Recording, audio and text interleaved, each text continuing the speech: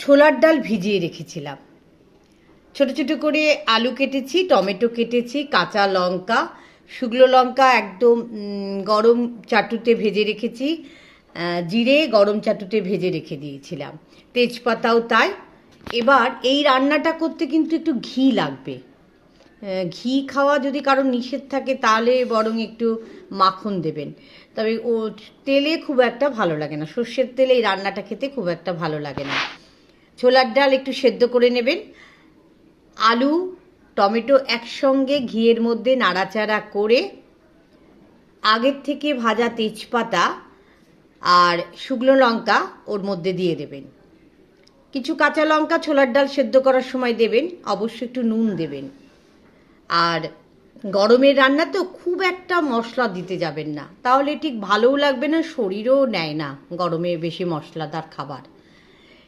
এবার ডালটাও ঢেলে দেবেন, সঙ্গে পরিমাণ মতো নুন, একটু মিষ্টি, একটু হলুদ দিয়ে নাড়াচাড়া করে গরম জল ঢেলে দেবেন, সঙ্গে একটু আদা বাটা দেবেন, তবে আদাটা একটু সেদ্ধ করে বাটা দিলেই বেশি ভালো হয়। আর ঘরের তৈরি গরম মশলার গুঁড়ো, ঘরের তৈরি জিরের গুঁড়ো। কারোর পক্ষে যদি এটা সম্ভবপর না হয় তাহলে চেষ্টা করবেন বাইরের যেটা আপনারা ব্যবহার করেন সেটা দিতে। এই জন্য একটু ভাজা জিরে গোটা গোটা আমি দিয়ে রেখেছি, দেখেছেন একটু গোটা গোটা, এগুলো আমি গরম চাটুতে করে নিয়েছি।